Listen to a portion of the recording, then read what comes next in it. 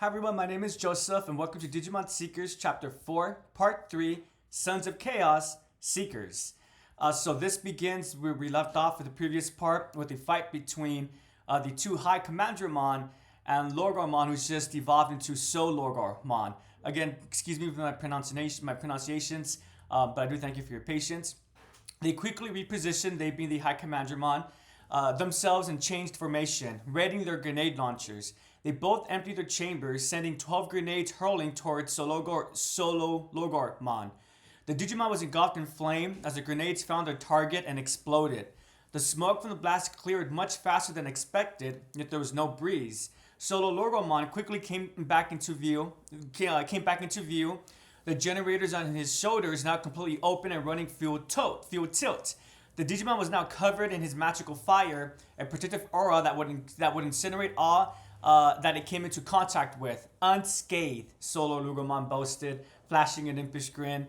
The High Commandramon shrank even further. Oh, come on, that's not true. You're definitely taking damage, Iji said, looking at his various tools. Quiet! We have to completely break them, or else they won't leave us alone. They're almost professionals. Solo Lorgarmon's attitude wasn't any less cocky than Lorgarmon's. They gripped Vanograd, and that's Solo Lorgarmon's wrench-like mace or spear. It's called Vanograd. They gripped Vanograd and struck a pose to show just how unharmed they were by the grenade assault. Generators spewing swirling cones of flame. The High Commandramon readied their electromagnetic batons. Open my generators all the way. They're gonna burn. Their mind linkers too don't work their Digicores. EG wouldn't have a life to return to if he were the reason a couple cops went DMIA. They're tough. They're not gonna die. So as always, there's multiple aspects that I like about a certain quote. What I like about this one is that a audience, a viewer pointed out in the previous part how they didn't really appreciate how the writer kind of implied that at this point, the humans, the tamers, are having their own objective that's not really aligning with the objectives of the Digimon. Thus, the humans are now starting to use the Digimon more as tools rather than as companions. I do kind of have to agree with that sentiment, although I didn't really mention it in the previous part.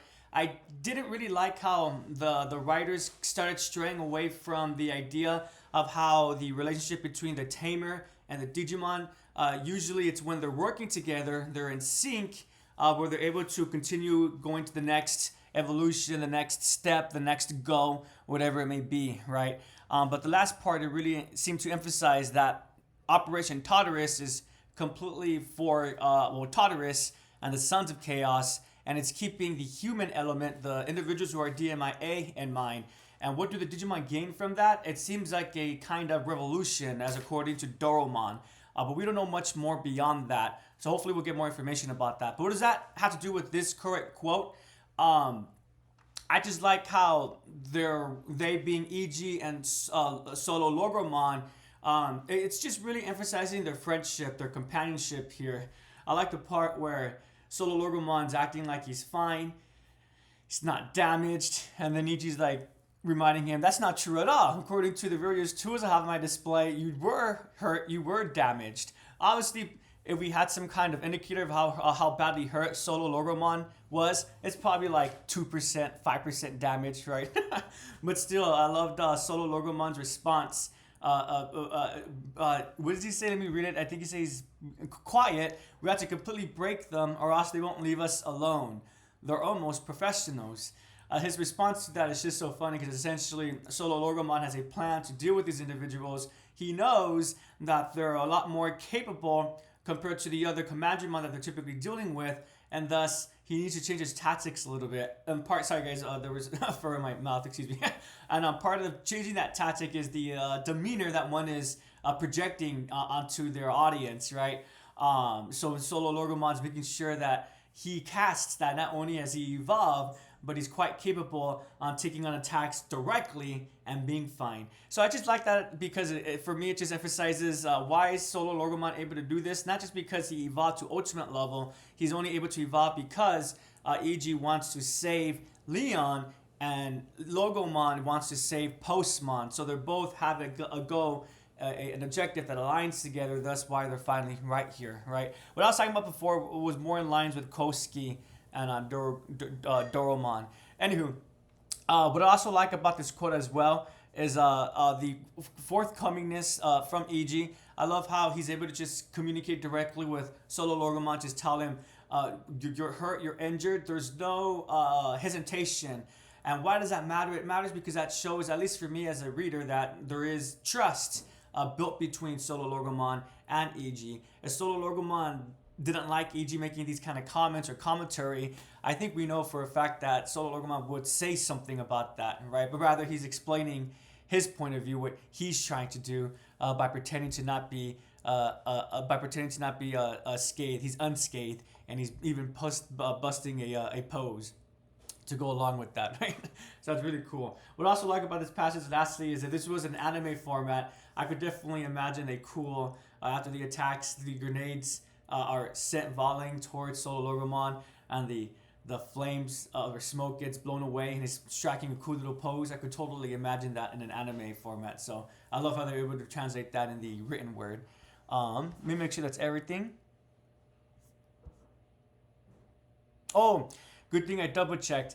This will be the last thing for sure. And despite EG being so determined to the point where he was able to evolve with Solo Lorgamon to the ultimate level, he's still not letting that determination get overcome him. Let me rephrase that or start that sentence over. EG is not letting his objective, his main goal, overcome his judgment, his points of view. And what I mean by that is the way that this quote ends. Their mind linkers too don't work, or Solo Lorgamon says, open my generators all the way, they're gonna burn. Their mind linkers too, EG responds, don't wreck their Digicores. I love how EG is still keeping in mind the human element of the Digimon. I would still like to hope that even if they weren't mind linkers though, that EG would still say something along the lines of like, we do know they're aware about Digitama a little bit, so maybe something along the lines of don't burn them to the point that they revert, just burn them to where they back off a bit. Or at least that's my hope. And then EG wouldn't have a life to return to if he were in the reason a couple cops went DMIA. This is an instance where I wish I could see the original line, because I feel like this line could go two ways. The first way could be the giving extra credit to EG, and that this sentence is just stating that if EG were to do something to these Digi police, he's essentially going to go to prison, because that would be murder essentially, or I guess attempt at murder, because they'll be in a coma. That would be the first level, but the second level, and the one that I'm hoping, is that EG is taking into account when he says he wouldn't have a life to return to if for the reason a couple cops went DMIA. I'm hoping that he's more thinking about the emotional point of view, that he's going to feel guilty in the same way that he felt guilty sending Leon into DMIA. The fact that he sent individuals he doesn't even know, random individuals who are just doing their job, he's concerned that it's going to eat him up, the guilt about that. So I'm hoping it's the latter and not the former, because the latter, I would argue, says a lot about EG's character, while as the former, it's just, I wouldn't say it makes EG selfish, it's just making sure, that it just indicates that he's keeping in mind the consequences from possibly, quote-unquote, killing or sending someone into a coma. Moving forward, Lorgamon's ultimate form. Absolutely incredible work, EG, Koski said. The battle with Yolene completely falling away in that moment. This cemented EG's arrival as an S-class code cracker. He had successfully mind linked with an ultimate level Digimon. Your fight lies with me, Yolene yelled, sensing Dorogromon's focus drifting. Against all odds, she felt a strange sense of comfort and confidence. It always was, Crossroads, which Dorogromon shot back, rediscovering their fury. I never meant to slight you. You see, in the end, you and your partner Digimon are once again an essential part of the plan. What do you mean by that? Don't you see? Tartarus said, opening Dorogromon's arms wide as he looked up at the networked seas above. Data, vaccine, and virus. 3 Digimon with ultimate equivalent specs, each with the 3 key attributes. Koski said in a state of ecstasy. Yolene didn't follow. The Koski she knew was stoic but sovereignly, unconcerned with climbing the social hierarchy or making any sort of plans. Her mind raced. So, I'm not going to lie, everyone. Starting with the last part, I kind of get the impression that Koski might be going down the path of being too focused or In other words, becoming narrow-minded. I do really like him still, but at this point, my concern is that he might be going down the villain route. Um, in the last part, when he was encouraging EG, I really hope the reason why he was doing that was because, well, that's just the kind of individual he is. He was being supportive. He was aware. I knew that he was aware that they knew that they needed Logomon, but I was hoping that he was seeing EG as an individual rather than just a tool to help him to get to what he needs, which is breaking that digital gate with the three prototype Digimon. With this part, my fear about that occurring is it's heightening a little bit. I'm concerned that Koski, maybe not a villain per se, but he might become an anti-hero where his objective, although noble, in the process of trying to complete that objective, he does immoral deeds, and thus the rest of the protagonists have to step in. The reason why I don't want that to happen is just because, again, I do like Koski as a character, and I'm really hoping that this cast of characters end up working together against a common foe or a common threat. I have my fingers crossed that I am incorrect about my concerns, and that I'm just worrying over nothing. And the writers are planning to are pulling a red herring, and there will be a proper villain. But the reason why I have these concerns is just because of the lines that are present here. Let me find the one where he says ecstasy. Doo-doo-doo.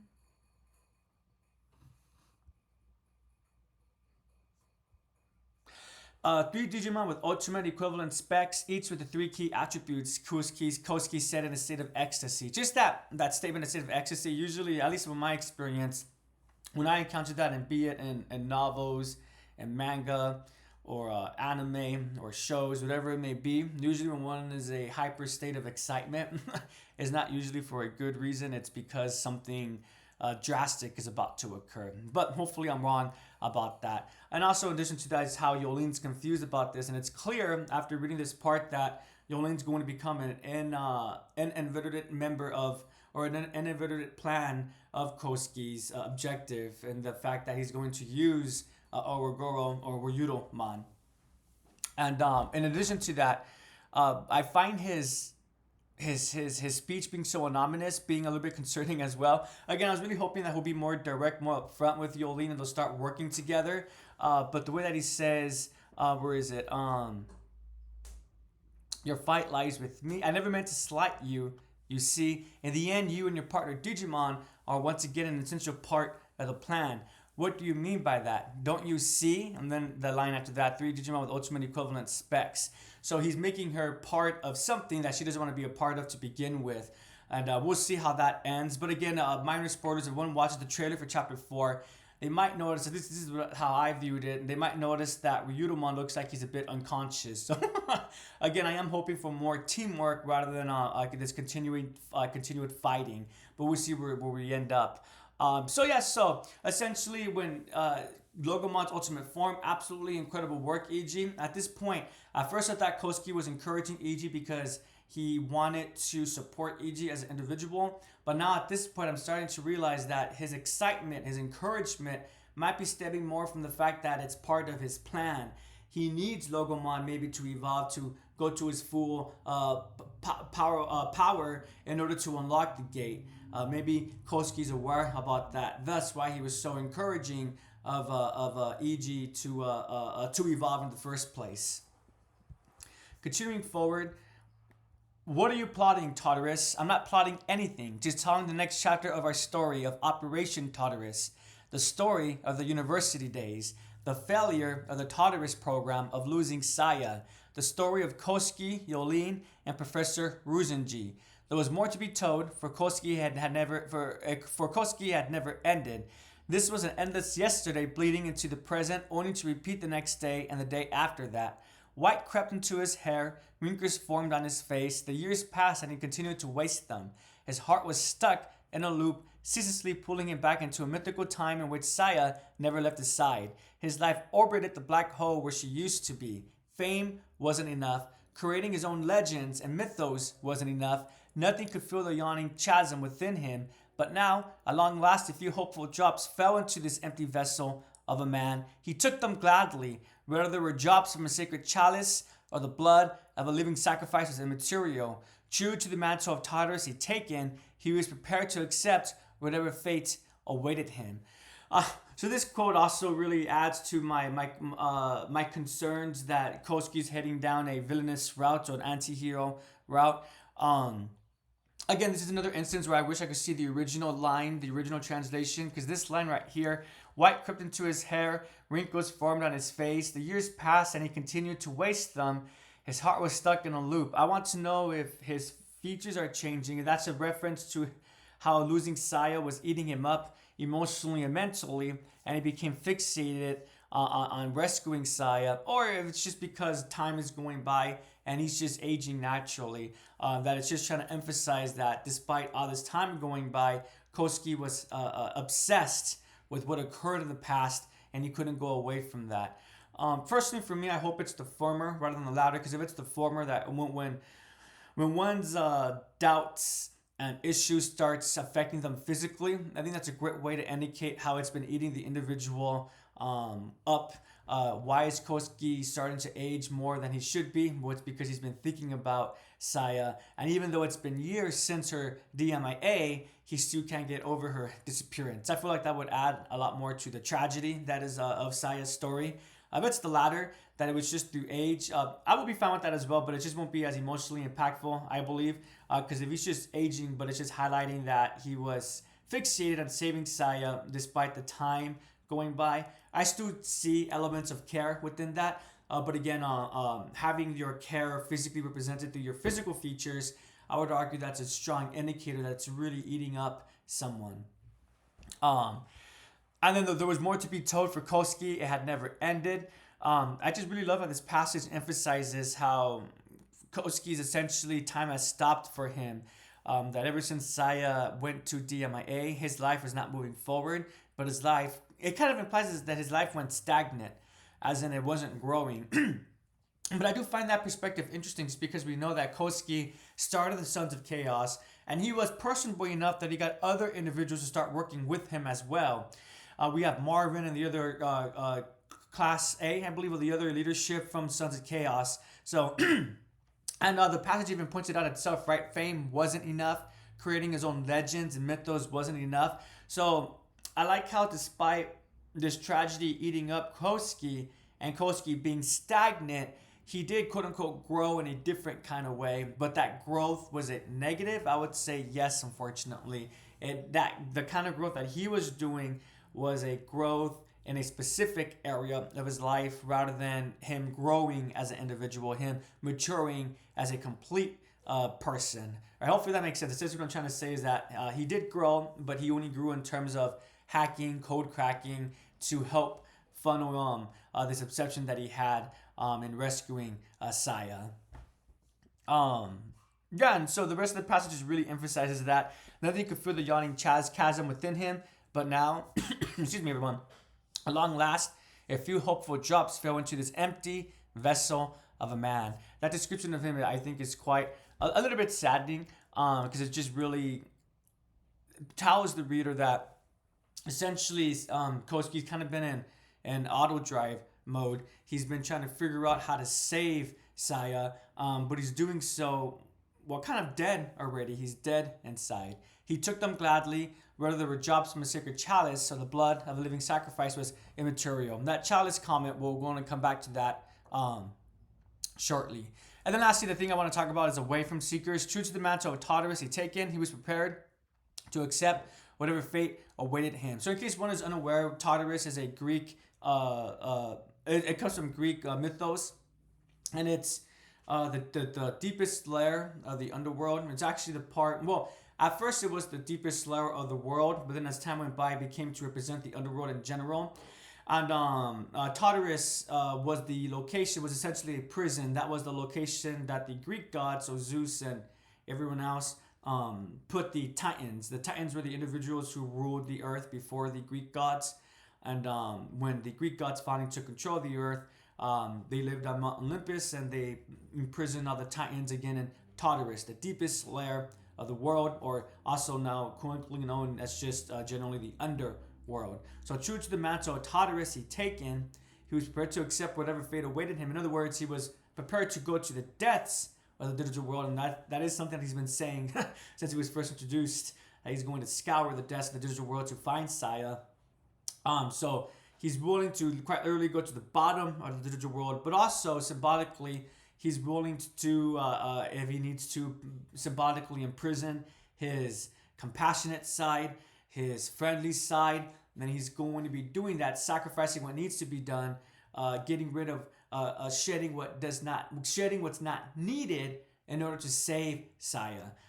So hopefully that makes sense. Moving forward. Unlike you, I haven't turned my back on Saya, Kosuke said, trying to drive a dagger into Yolene's heart. Her gasp suggested he'd succeeded. I don't blame you, to be fair. I know you suffered, and trying to forget was the only way you could move forward. That preventing further DMA cases meant more to you than money, which never matched your skills. Did you consider it your penance? Don't you dare talk to me like you still know me. Oh, but I think I do know you. Better than any of the officers you trust, or Professor Ruzenji himself, but have it your way. Today may well be the end of another chapter in the story of the Crossroads Witch. A story whose principal characters, in his mind, were the codecracker Todorus, Yolene, Saya, Professor Ruzenji, and Iji Nagasumi. Iji was the only one with no connection to Ruzenji Electronics and the original Todorus program. He yet to be born, yet here he was. Kosuke had been waiting for him, for he needed all 3 prototype Digimon. You need me. No, you need Oruromon, Yolene said, a sense of dread welling up within her. Was her presence and that of her partner Digimon a bigger risk than anything else happening here? So, again, I like how this emphasizes how Kosuke, he's been obsessed with Saya. And despite this obsession, I do kind of like how he doesn't blame Yolene for not being as obsessed as he is.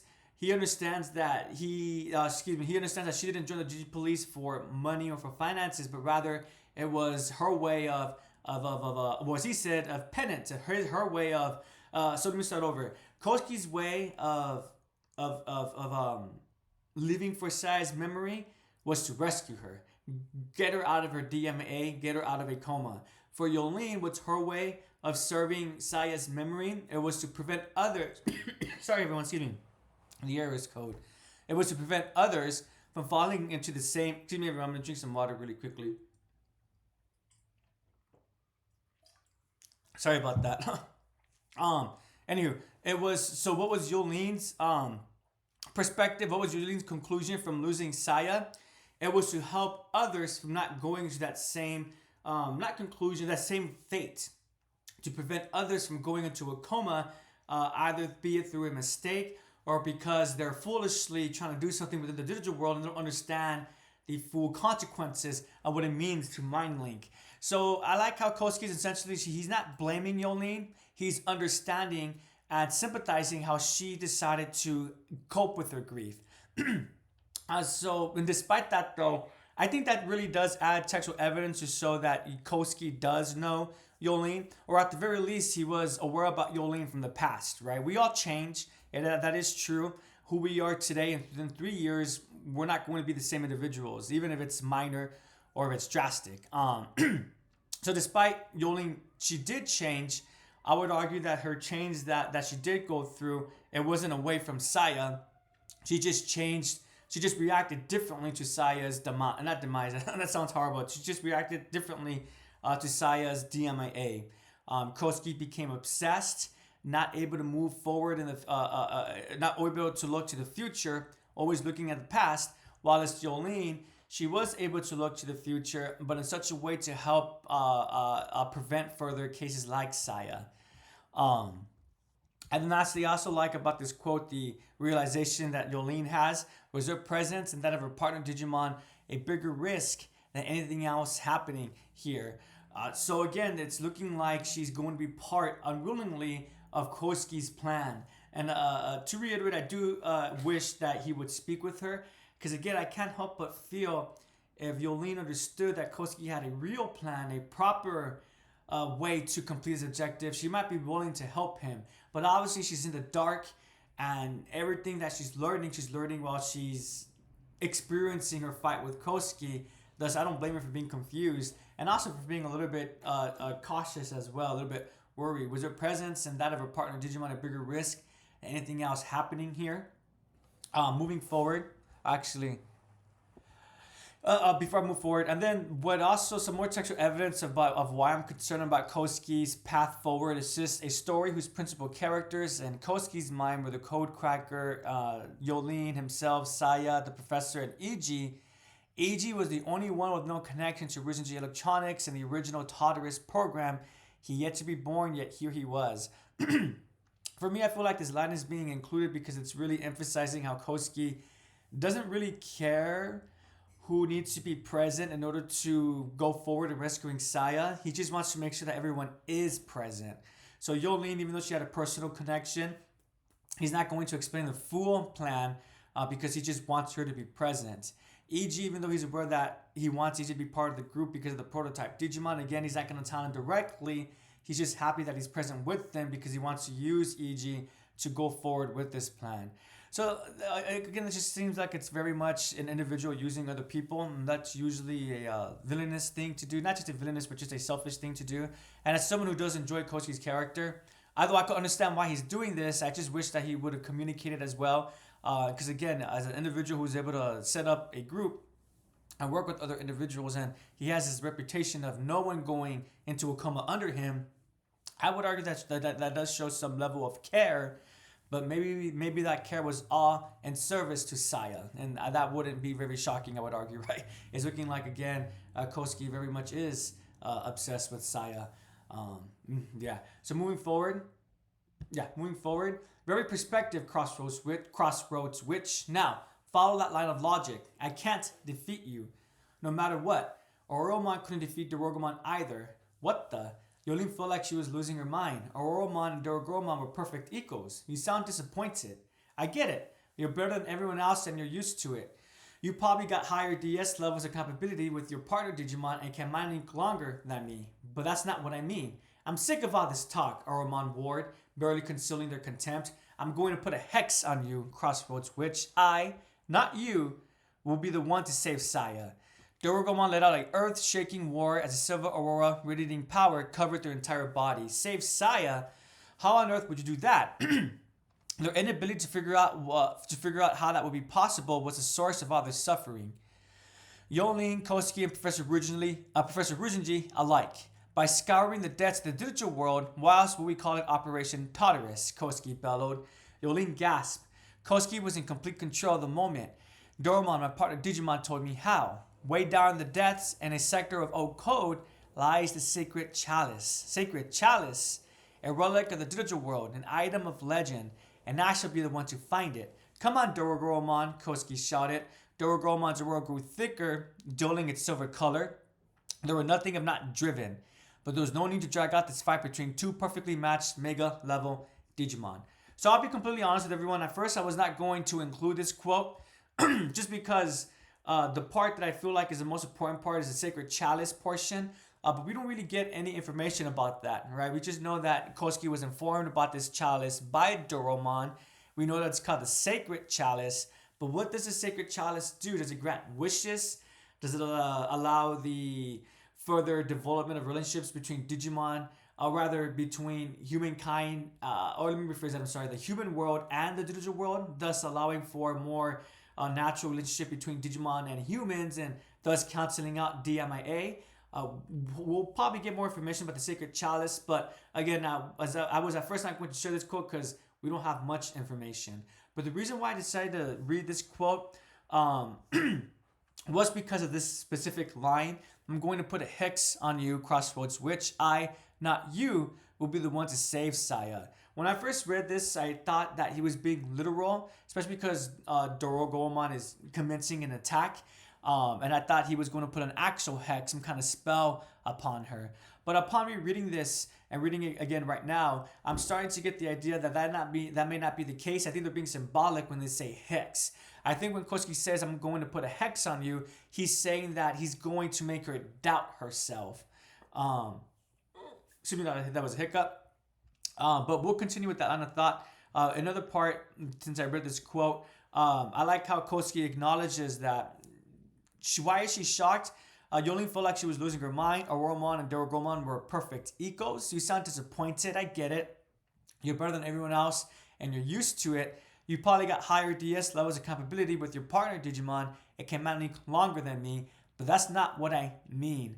So that's not what I mean. The reason why when he says I'm going to put a hex, I'm thinking he's talking more.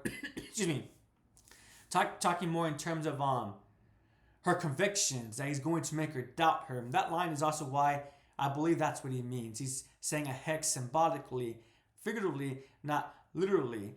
And I also like how Koski admits that essentially Yolene is quote unquote better than he is. Yeah, why isn't she winning?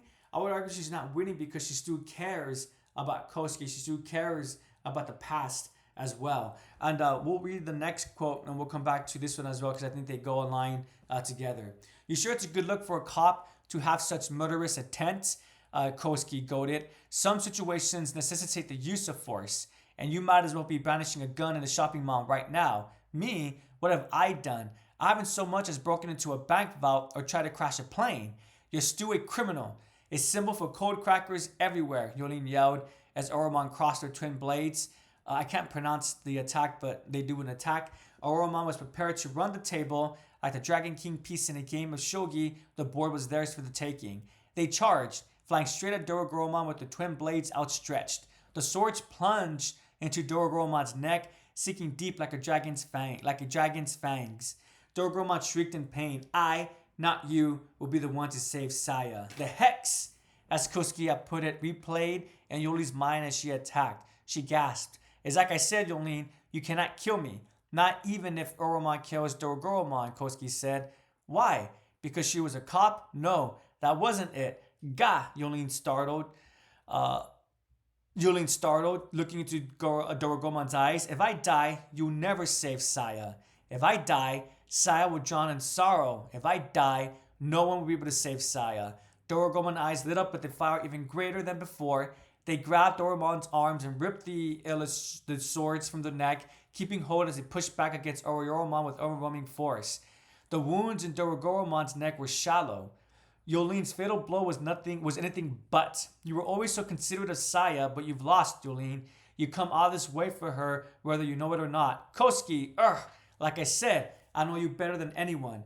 Dorogoromon delivered a fierce kick that set Oromon reeling. This was it. There would never be a better window. Dorogoromon raised a foot in the air and launched themselves forward, turning into almost pure destructive energy as they lit out a mighty war. Brave metal. And that's how this part ends. So going back to the previous quote that I read, so what is this hex that Koski is referring to? He's essentially making Yolene doubt herself, second guess herself. And what is the second guessing? Because she's aware that if she does end up incapacitating or arresting Koski, that the likelihood of Saya being rescued is also going to be taken away. Because Koski's the only one that's actually trying to do something about Saya. Well, we don't know what the professor's doing. I'd argue that he probably has some kind of plan in the background as well. But we'll come back to that in the future, hopefully. But as of right now, directly and openly, Koski's the only one that's been keeping Saya at the forefront and trying to reach the depths of the digital world. Now we know for the sacred chalice in order to hopefully save Saya. So if we remove Koski from the game board, this means that also the likelihood of Saya being rescued is going to be removed as well. That's why Yolene is so conflicted. Why? Let me see. She goes ga. Yolene startled, and also the Koski because that's her frustrated because subconsciously and consciously she is aware that in order to save Saya, Koski needs to be free. He needs to be allowed to complete his plan. But as someone who's part of the Digi Police, she of course can't just allow that to happen, right? So that's what Koski says in the previous quote, I still know you. And I think this really emphasizes that he does still know her. Or at the very least, again, he knows a part of Yolene that still exists from the past.